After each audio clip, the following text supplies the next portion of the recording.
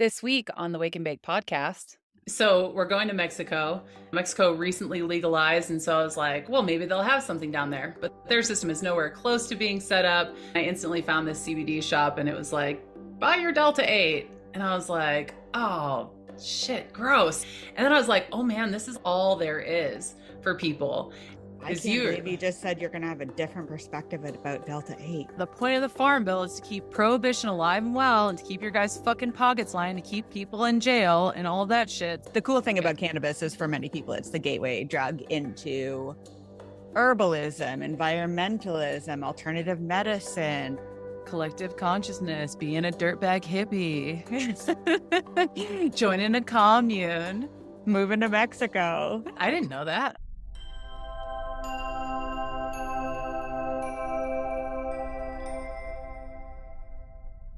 This episode of the Wake and Bake podcast is brought to you by Wake and Bake Hemp Co. Look, I know how overwhelming it can be to choose a CBD or hemp product that works because I've been there. Now, with hundreds of new CBD products hitting the market every day, it's even more overwhelming. At Wake and Bake Hemp Co, we did the research for you so you can skip the confusion and enjoy more calm, less tension, and better sleep. Visit wakeandbakehemp.co and check out our best sellers like our hemp-derived THC gummies, our CBD massage oil that doubles as a CBD lube, and Wake and Bark, our pet formula. We only source organic and natural ingredients, and every batch is lab tested.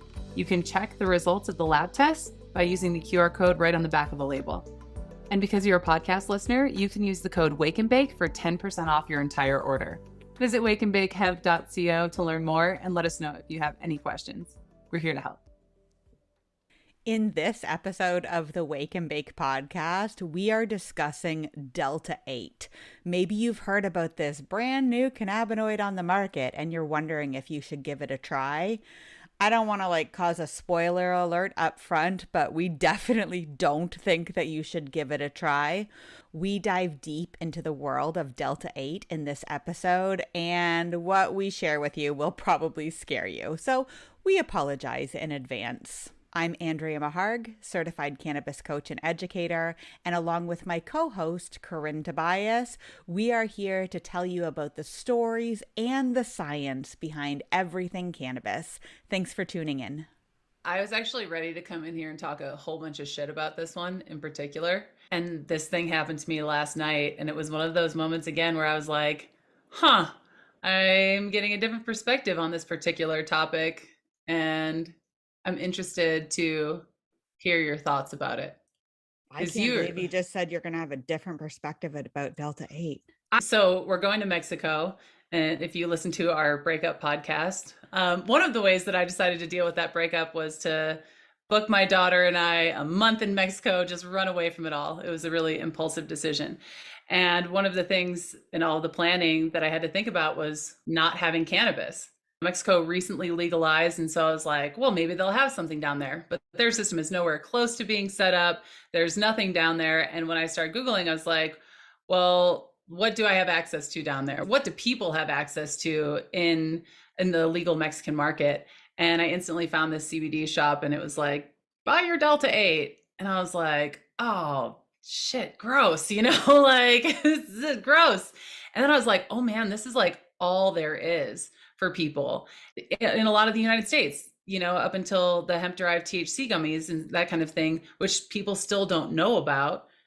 Delta 8 was their only way to experience some of the benefits of THC. And so I want to approach this episode with, should I just take a tea break in Mexico and bite the bullet, or is Delta 8 something to explore? No, you should take a tolerance break. Sorry. So let's start with, what is Delta 8 THC? It is a molecule that is almost identical to Delta 9 THC, which is the molecule that we've been calling THC forever. It's only super recently, like in the past couple of years, that we've had to start differentiating between the THC we all know and love, which is Delta 9, and this new cannabinoid on the market.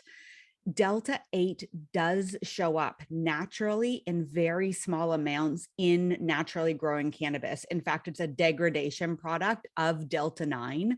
So if you have a really precise lab test on your cannabis, you might see little traces of Delta 8 in there. But the stuff that you are seeing on the market, no matter where you are, including Mexico, is not from a plant. All of this Delta 8 THC is made in a lab.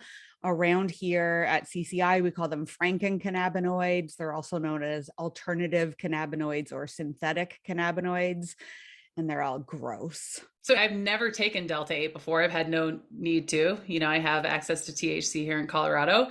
And I'm curious about what it would do. Would it do the same thing for me as THC? Is it going to help me sleep? Is it going to help with my pain? Is it going to help with inflammation?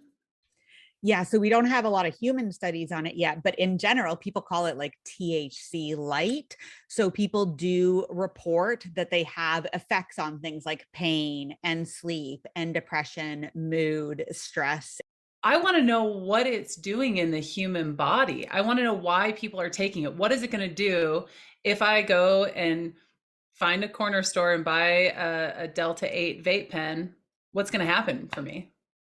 Because the actual molecule is so similar to Delta 9 THC, it has very similar effects. So Delta 8 THC is said to be about half to 2/3 as psychoactive as Delta 9. I don't know, that's like a hard thing to measure.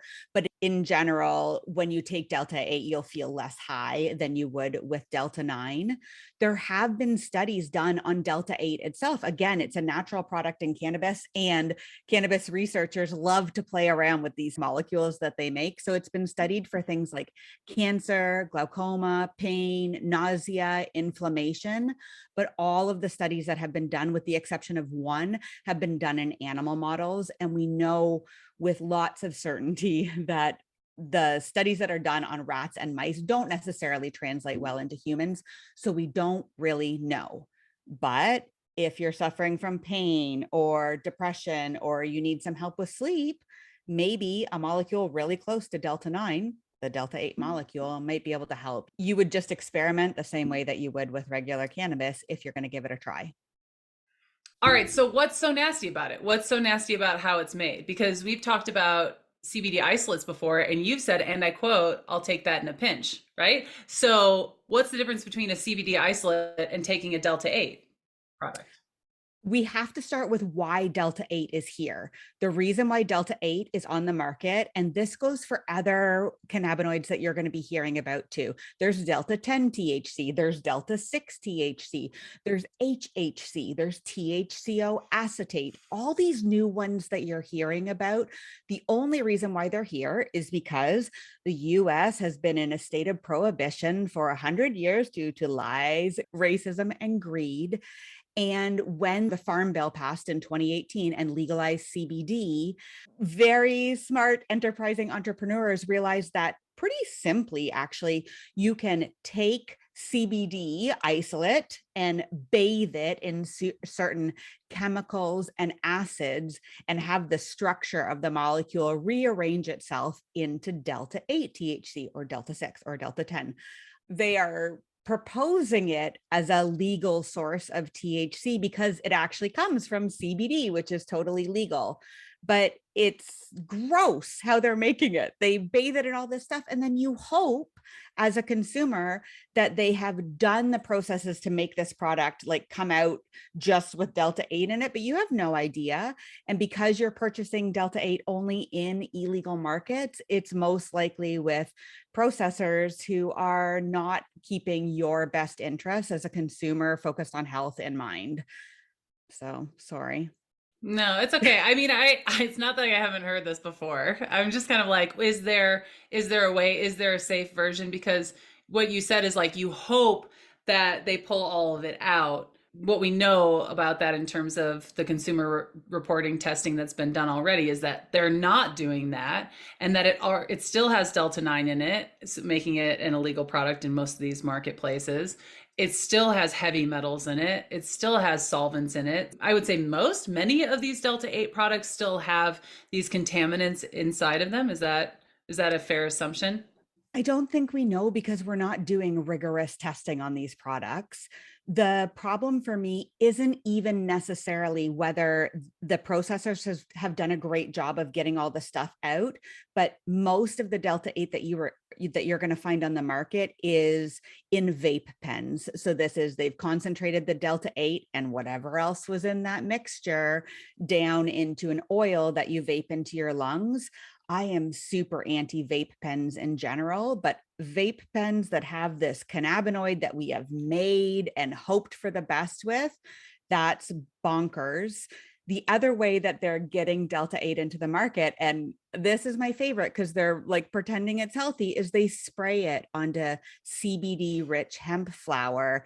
And then again, what are you going to go do with that? You're going to go roll that into a joint or put it into your bowl and smoke it. So if you're looking for Delta 8, if you're like, my God, I really want to try it, it's the only thing that's available to me, you do have some strategies to help make that a better choice. And that would be, first of all, find a product that you can eat so that you're allowing your digestive system to, take care of some of the nasties.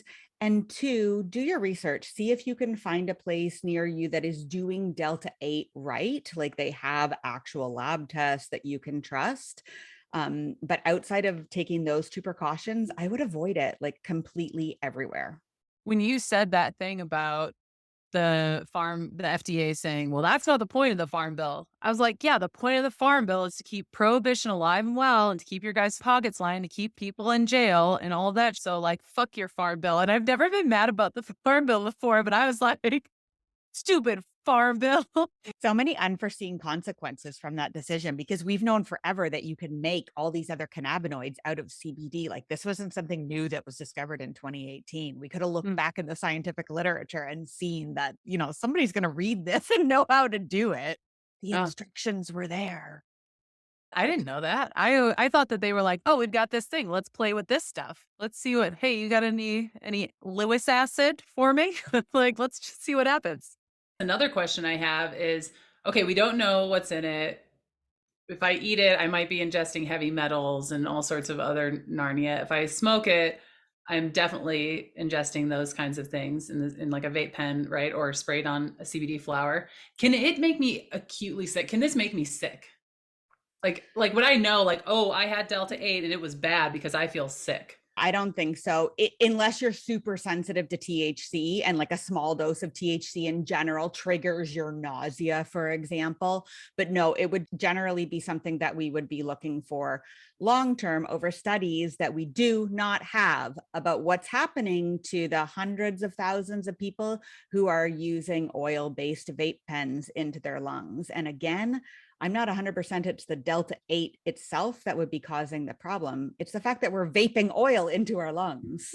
And whatever else. You're vaping oil and whatever else is in there. Okay.